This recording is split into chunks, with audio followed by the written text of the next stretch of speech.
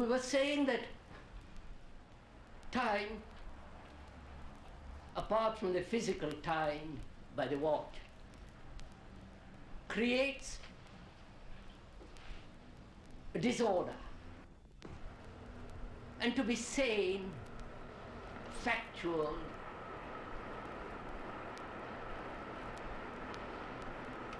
unemotional, which is non-sentimental, one has to understand the whole structure of time. Conflict in any form is the illusion of time.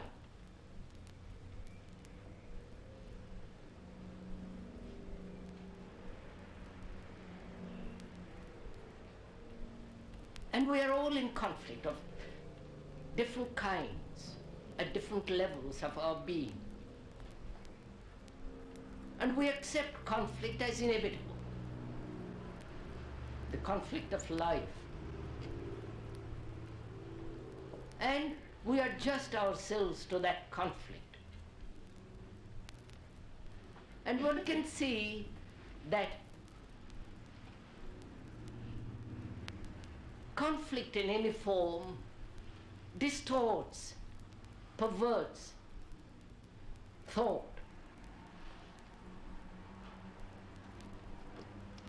And therefore thought becomes the breeder of illusion, which is time.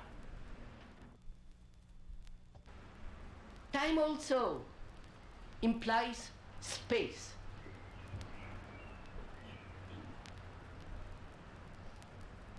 We only know space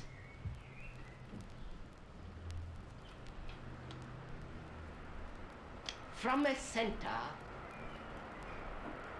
which is the observer.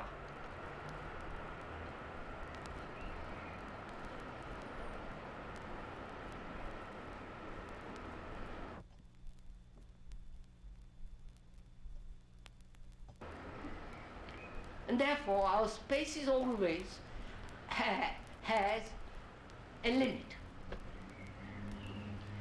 a boundary, a frontier.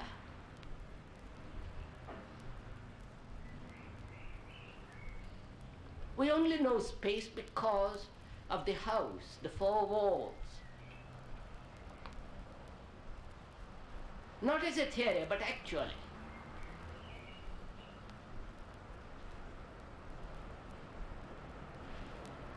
And within ourselves, when we look at ourselves and consider what space is,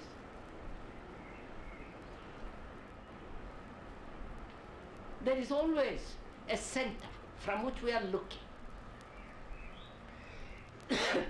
And therefore space is limited. And this limitation is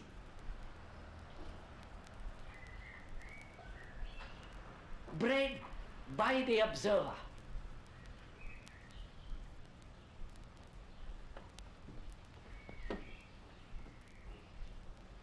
And in a modern world where space is going less and less physically, unless you go to the moon and other planets, one has to have space.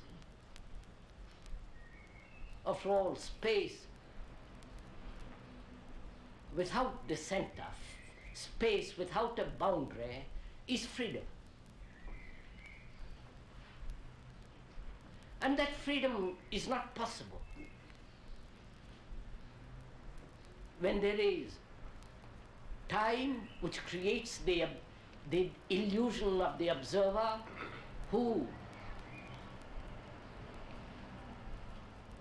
limits space by his thought.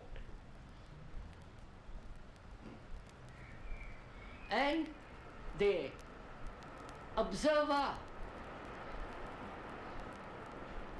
divides himself from the thing which is observed, and therefore there is a space between the observed and which is still of time. It's only in space there is no influence, there is no pressure. There is no this civilized entity as the observer, the censor, who discriminates, who exercises will to achieve or not to achieve.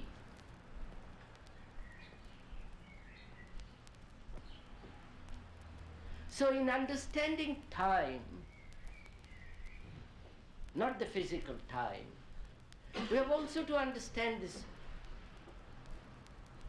this question of space. Whether there is a space without the observer and the thing observed. Because the observer and the thing observed, they are separate, there is conflict. And to understand conflict and to be free of conflict, neither the observer nor the observed must exist. We know space only because of the house, the four walls, the chair that creates space round it. The space as distance in time. And the struggle, the conflict, the drive to achieve from the center to that which is projected by thought as the end. And we know space because we exist as a human being with all its turmoil, conflicts, miseries, sorrows. And that center becomes the experiencer, the observer, and from that center he knows space. But he doesn't know space without that center. And therefore, without discovering that space, without the center, he's always slave to time. And hence, the constant strain, conflict of duality, the observer and the observed. The observer, which is the me, the thought, the center, creates a space around himself, either to ward off, to push away,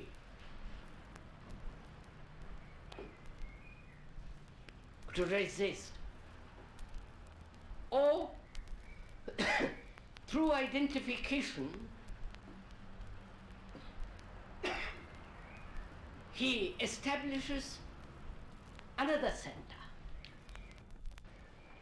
And so, the experiencer and the observer cannot exist without creating another center. He may reject his center.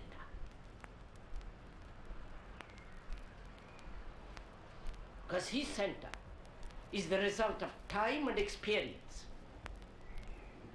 and knowledge.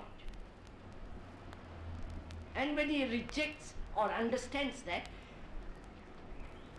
in the sense he hasn't completely, is not free of that center, he invariably creates another, outside of himself, as an idea, as an utopia, as a symbol, as God, as what you will. And proceeds to identify himself with that.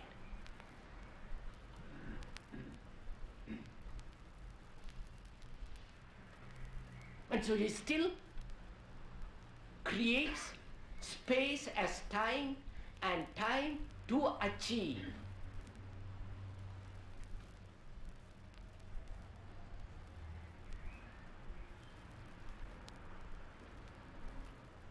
So if one would understand this question of a life without effort, which is really quite extraordinary,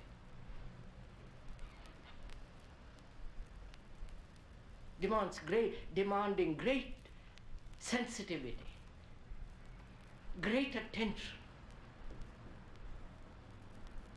Not just saying, how can I live without effort in a modern world?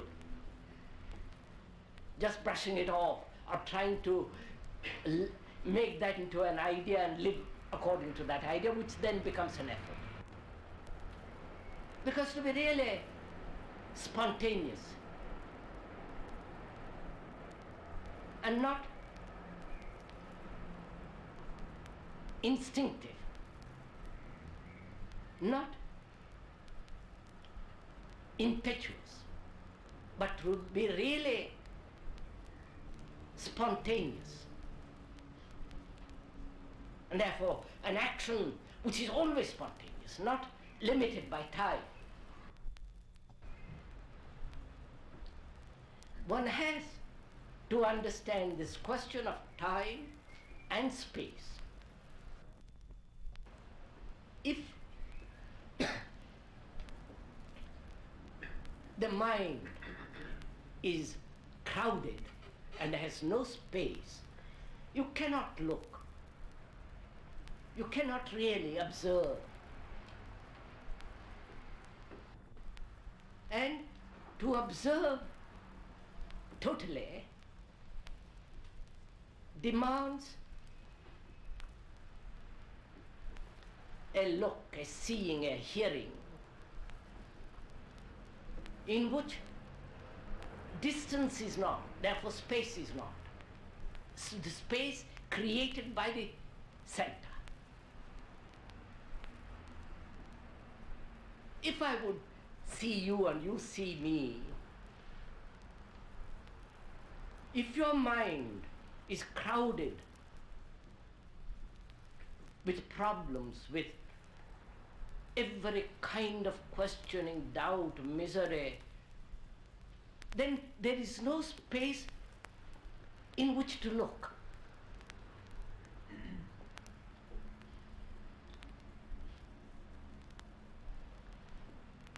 And most of us don't want space, because space means fear.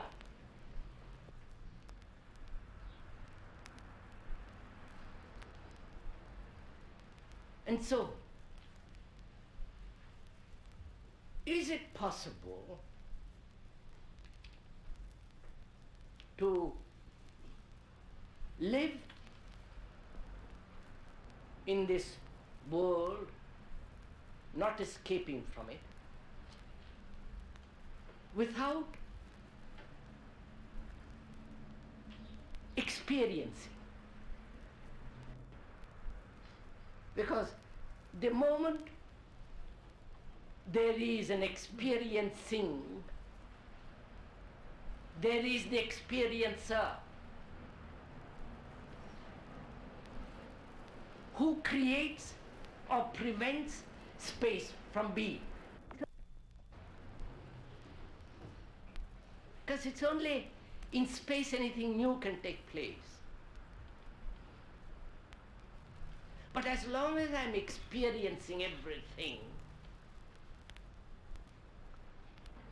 and therefore translating the new in terms of the old, which is experience, the space created by the experiencer is always limited, is in the field of time. So how am I, who have accumulated great deal of information, knowledge, experience, and that experience creating a space around itself, and therefore limiting space in which I live with my identification with all the things which I've experienced, with all the memories, with the past. How can I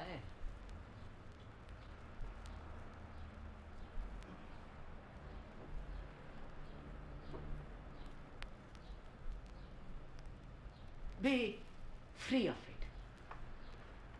How can I so completely reject it? That very rejection is an explosion.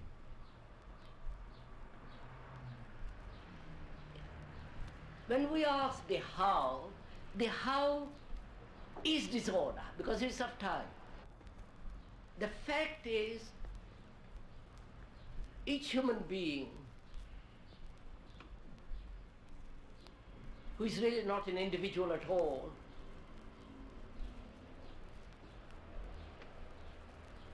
is held in time as the experience of projecting his own space around himself. That center is the observer, and whatever he looks at is still the observed.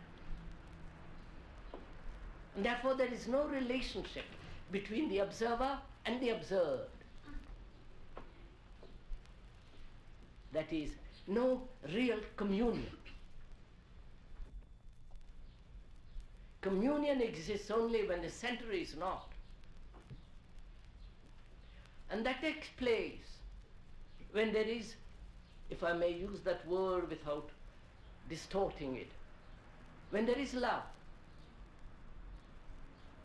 And love is not of time, it's not of remembrance, it's not of the past.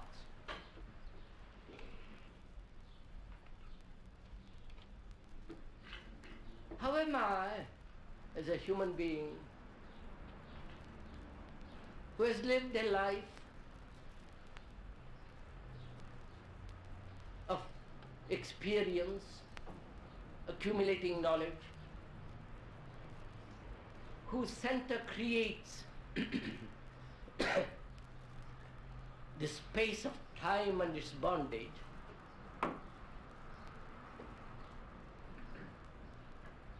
is it possible for me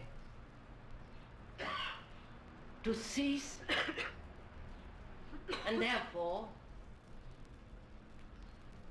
for space to exist? You see, death must be something extraordinary.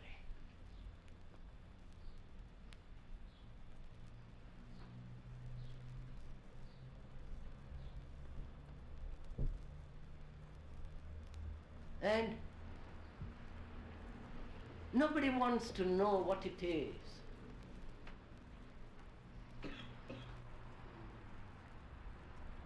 Nobody wants to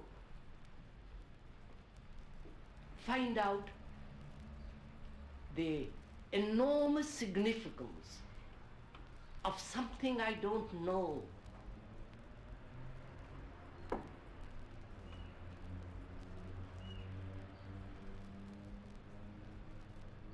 I know there is death.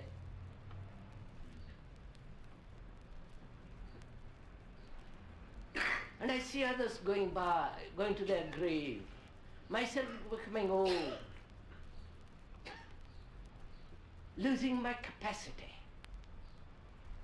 not only physical, but mental, emotional, the lessening of the sensitivity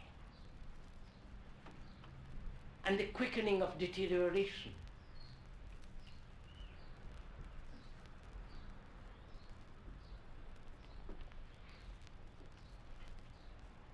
And anything I experience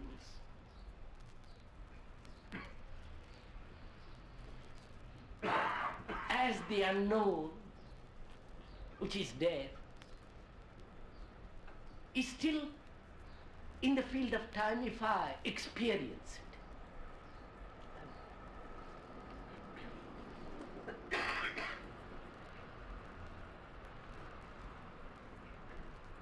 But to find out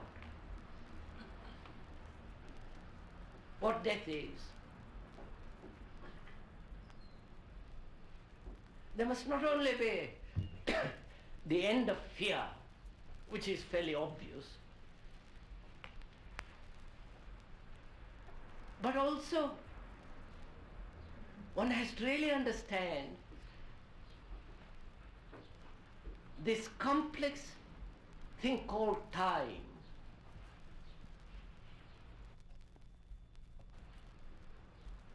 And the space which I cannot experience as an observer or an experiencer.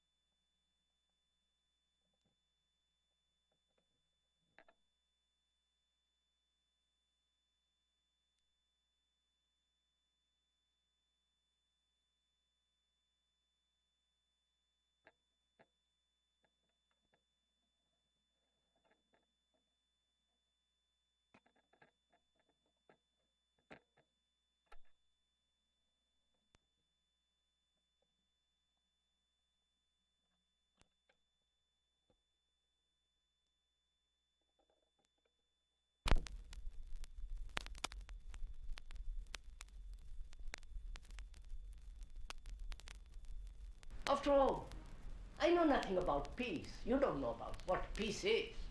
We talk about it. The politicians everlastingly play with that word. We don't know what it means actually.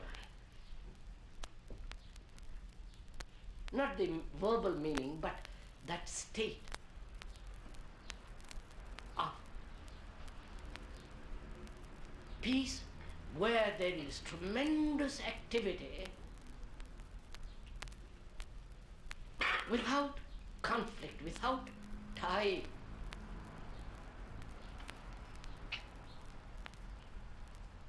And to find out what does one do? Now, don't please put yourself the question, how am I to do it? How am I to achieve it? The moment when you put that question, how you're in disorder, because you're introduced to achieve peace. And that which is achieved through time is no longer peace. It's only a disorder, a confusion.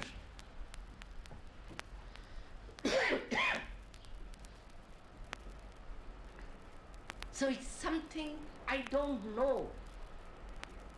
You don't know what it means to be really peaceful, which means no violence at all.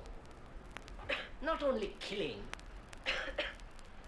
the animal to eat, killing each other, war, the ambition, greed, envy, and the discipline of society which becomes immoral.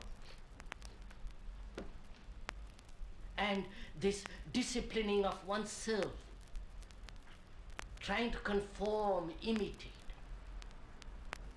a pattern, an idea, pursue a symbol, which is all in the structure of violence. And so we don't know what this extraordinary thing called peace is. We think, ban the bomb and you will have peace. Certainly not.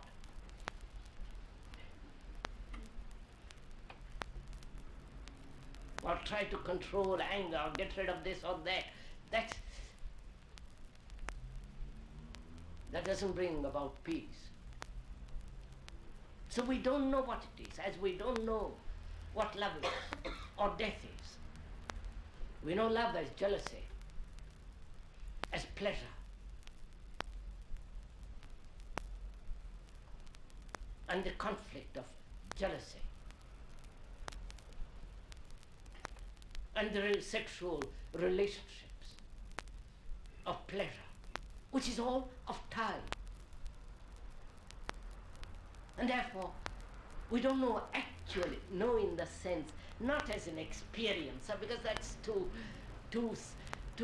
immature, if I may use that word, too limited. But to be aware of this extraordinary thing called love, or to be aware of peace or death.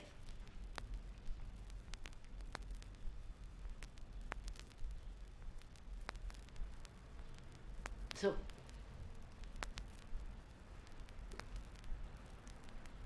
there is this thing called death. I'm not talking about because I'm getting old, or you avoid it because you can't understand it, or have theories about reincarnation or resurrection or all the rest of it, or try to brush it away and lock it up. It is something unknown, like love and peace, a life which is without effort. We don't know it. And we cannot approach it through time as experience. And therefore, we cannot approach it through disorder. I don't know. We must have order.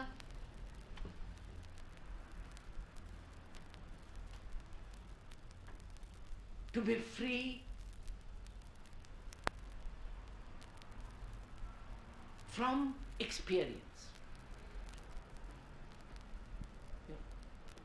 It's only the disordered mind that seeks experience or wants more experience.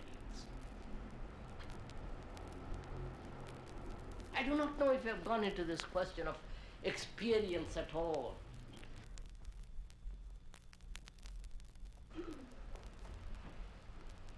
We're asking if one has gone, explored this question of experience.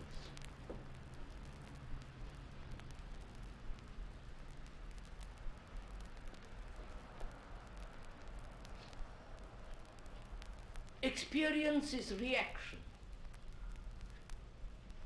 to a challenge, adequate or inadequate.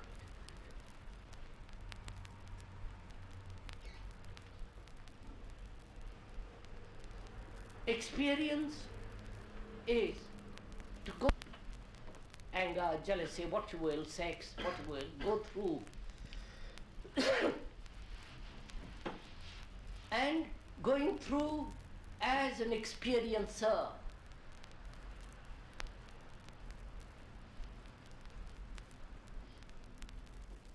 And that's all we call experience. You see, I had a marvelous experience yesterday when I was out walking. The beauty of the clouds, the light in them was something extraordinary. I've experienced. It has become a memory. There was that beautiful sunset, I never responded.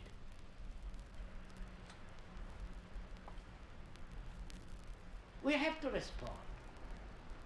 Otherwise one is dead. If a needle is put into me, I must react. Otherwise I'm paralyzed. But when the experiencer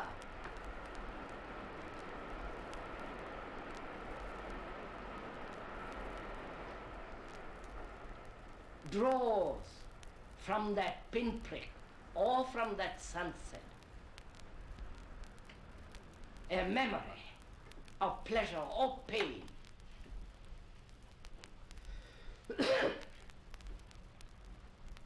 then we have set the pattern of experience going. And it is this pleasure and pain that translate every reaction as experience,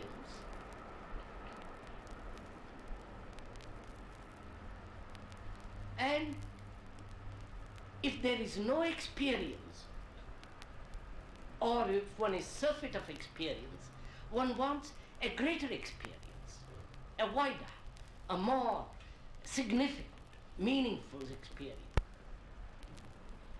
Because this life is terribly boring. To see the same wife or the husband, same office, year after year, in a crowded little, tight little island. Very bourgeois. One gets very tired of all that. One either becomes a beatnik, a beetle, or one takes to drugs. Because what we want is more experience. And the more experience is always the demand for the same in terms of the new.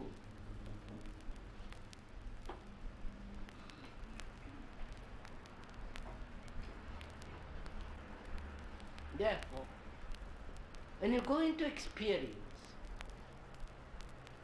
if we had no experience at all, most of us would go to sleep. There was no challenging of the state, of your neighbor, of the computer, the automation. We'd all go to sleep.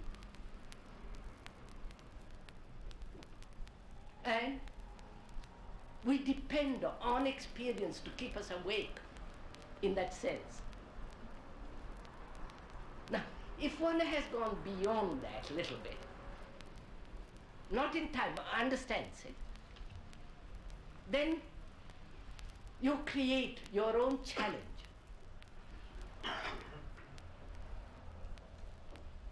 Therefore, the challenge is much more acute, much more vital than the challenge which is given to you from outside. So that challenge which you have posed yourself is still within the field of time, because you as the experiencer are responding to that. So you're following all what I'm talking about. So there is the outward challenge and the outward or inward challenge to that outward response. And then one can put aside the outward challenge, because that's just very little meaning for a really serious man. And one has one's own challenge, which becomes much more acute, much more vital. And when one understands that too, then is there a need for challenge at all?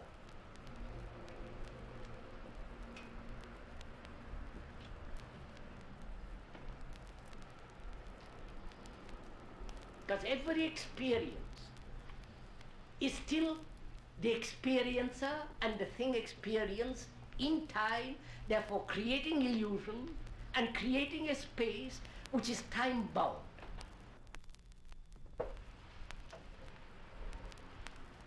To see,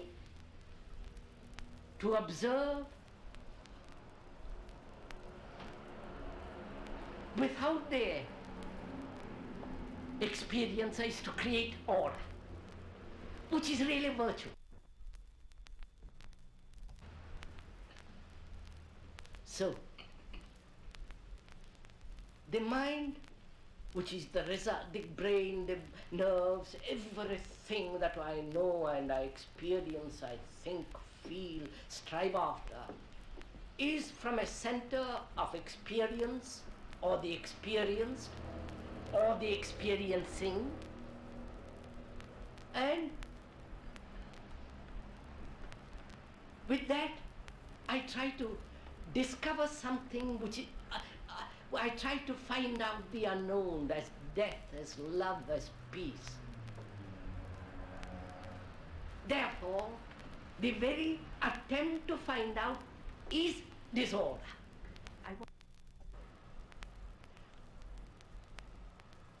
Order is peace, but not the social order. That, of course, you must have. Not the order of relationship between husband and wife. That also is necessary. But the order which we want to establish in the world is based on time. And therefore it's everlastingly producing disorder. But to have an order, which is really an extraordinary structure of understanding, and that understanding is not of time, and you cannot grasp this understanding as an experience. There is, like death, something new, the unknown.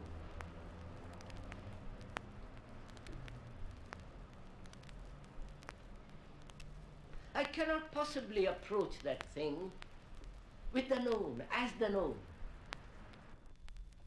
How am I, who is the known,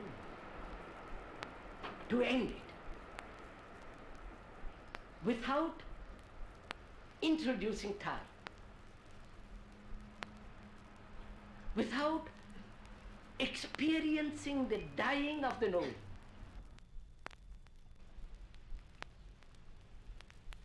Is it possible to die to the known? The known as the memory of my wife and my children, the pleasures which you have had together, the problem.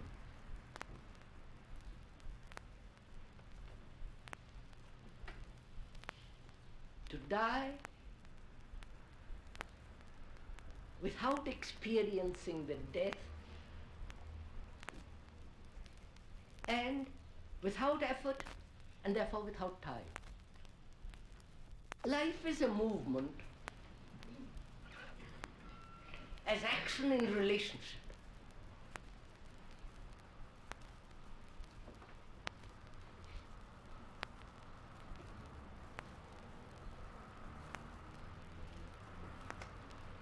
And it's a movement without a beginning and without an end. Movement.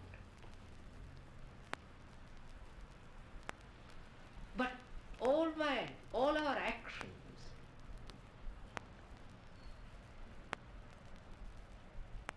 spring from the known as an idea and carrying out that idea in action. When one says to oneself, I will do this tomorrow,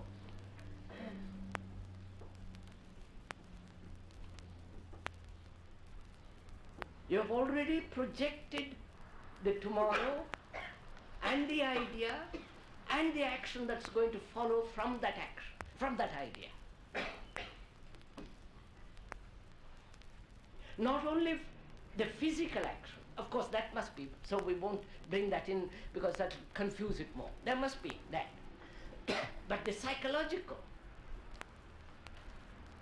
the action involving time.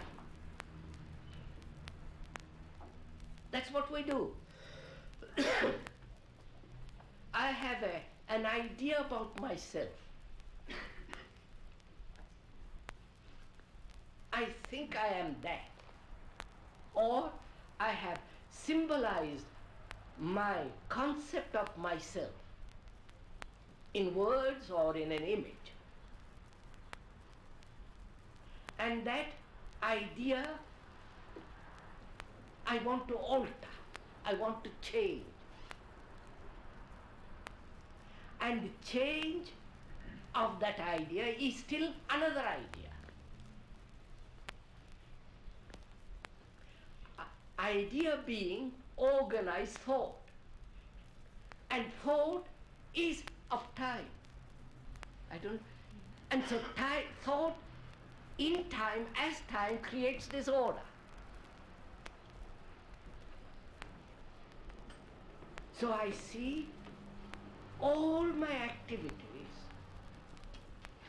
trying to be great, trying to become a saint, trying to be successful, trying to be famous, trying to be, change, do this and do that. There is a division between the concept and act.